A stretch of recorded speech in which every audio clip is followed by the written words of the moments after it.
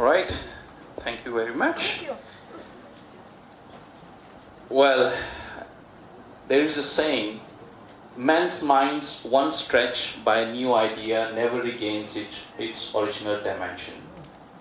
So I could believe these three people have stretched your minds. So let's give them a huge round of applause for their effort. Now actually I have a lot of questions for you, but unfortunately she's looking at me from there and we don't have much time. But I'm going to ask a couple of questions nevertheless, all right? Because I don't want to miss this opportunity. Now, you see, we all talk about a lot of transformation. And many conferences we talk, I don't want it to be an academic debate. We need to understand the ground realities. If we don't address the ground realities, we are missing a major link. Yeah? And AI transformation, digital transformation, this is a journey. It's not just one-off thing that we discuss and then tomorrow we forget. It is part of our life. We will live with it. How do we do it? Everybody differently, you know, and for organizations as well as a nation, as Egypt as a whole nation, you need to have your maturity assessment. And when I say maturity assessment, you need to understand where you are currently standing in terms of your infrastructure, in terms of your human capital blueprints, in terms of your digital blueprints. Without having those realities, you will not go far. All right? But here is the thing that I would like to ask. Because three of you represent different organizations, so you will have a different perspective about this issue. In your organization, how was your journey, considering your maturity assessment from maybe 5 years from now, earlier, and in the past, and 5 years moving forward? Where do you see your organization now, and where do you think you will be in the next 5 years, given your current resources, your infrastructure, and so on, and possibly highlight the key enablers. Nothing can happen if you don't have your key enablers. You need to recognize your key enablers in order for you to reach where you want to be, right? So maybe I'll start with Doctor, for you to say a few words, and then maybe followed by the rest of the speakers.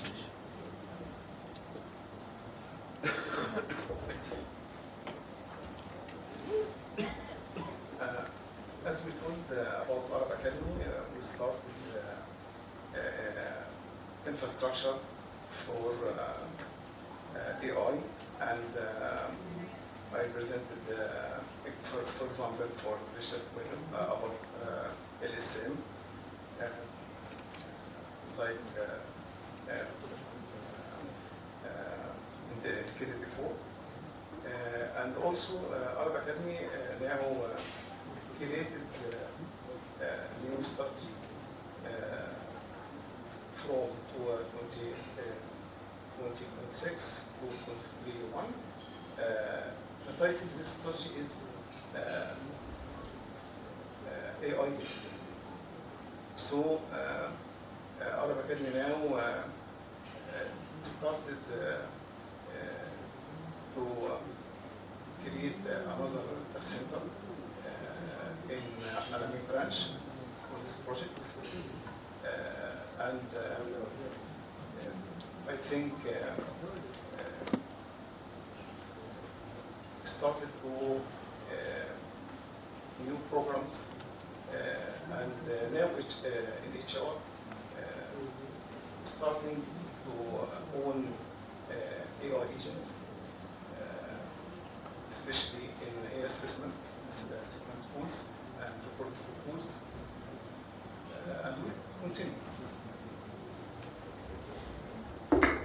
Interesting. My question is, AI, good.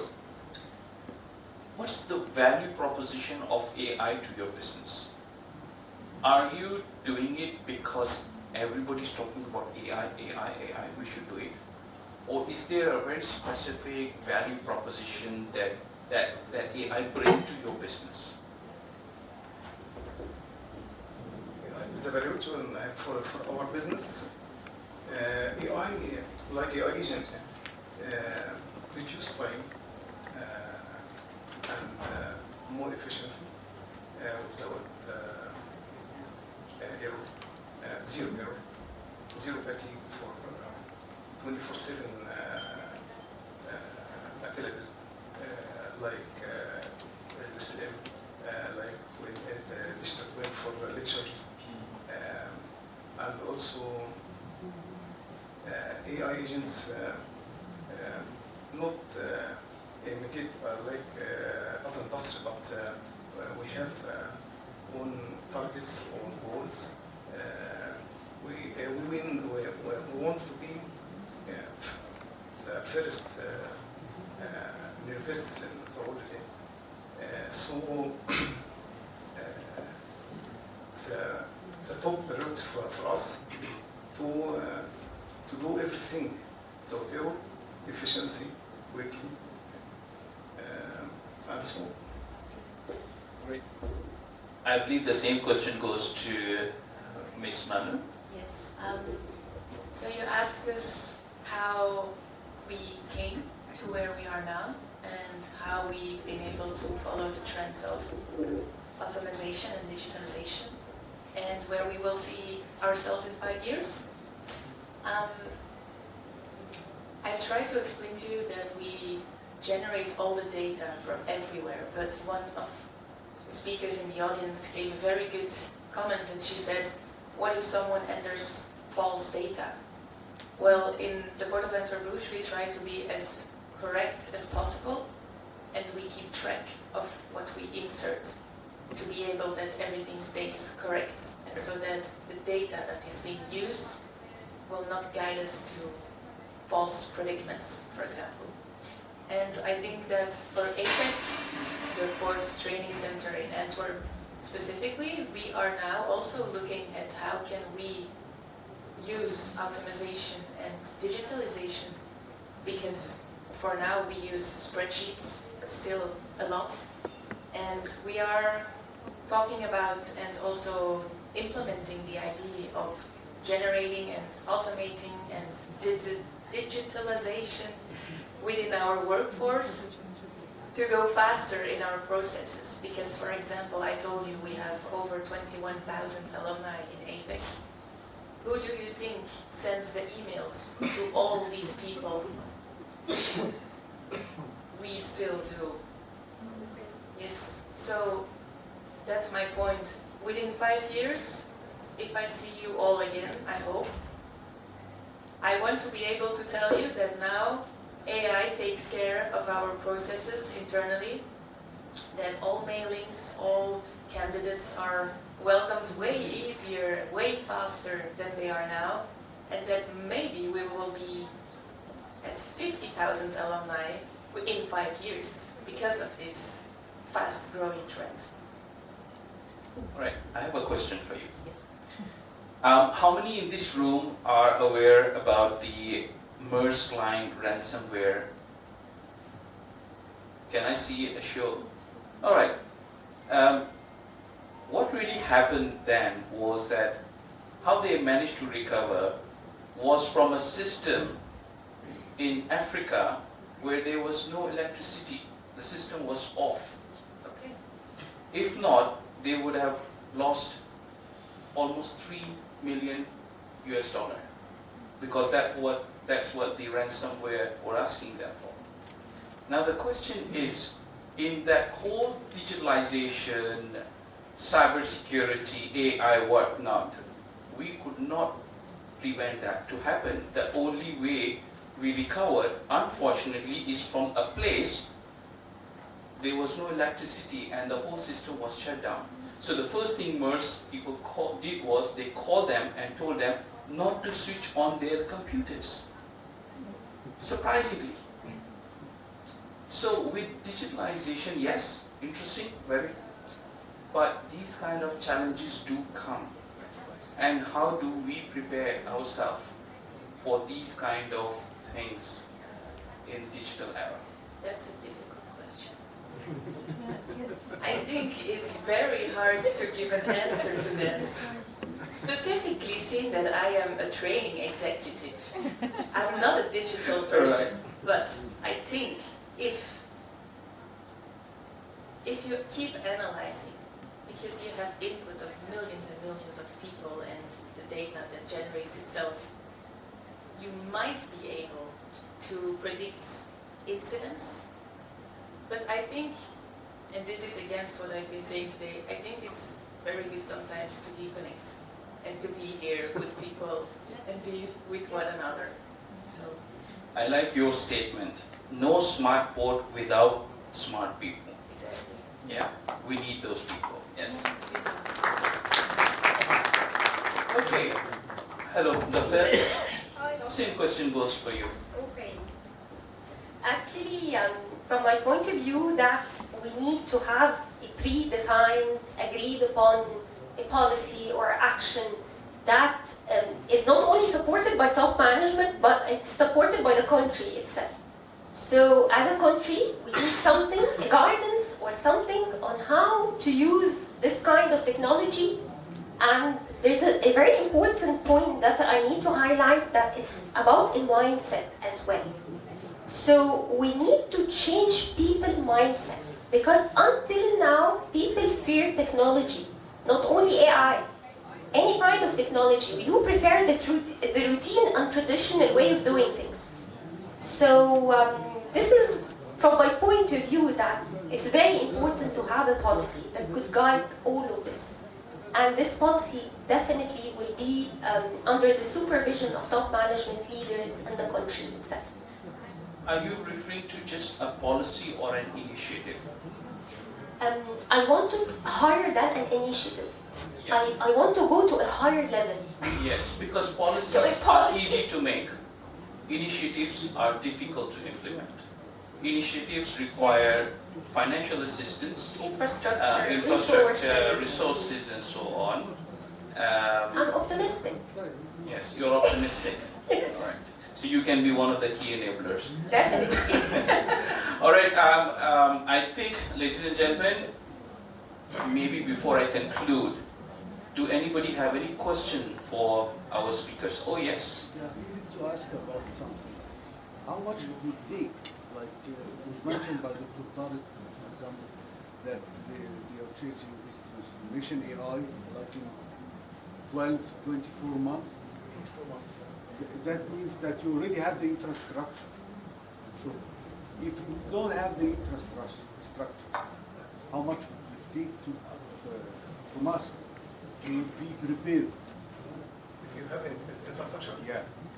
That's a question. The other question is I think you need at least 5 years 5 years to have infrastructure. for any organization to change to 5 the years AI at least.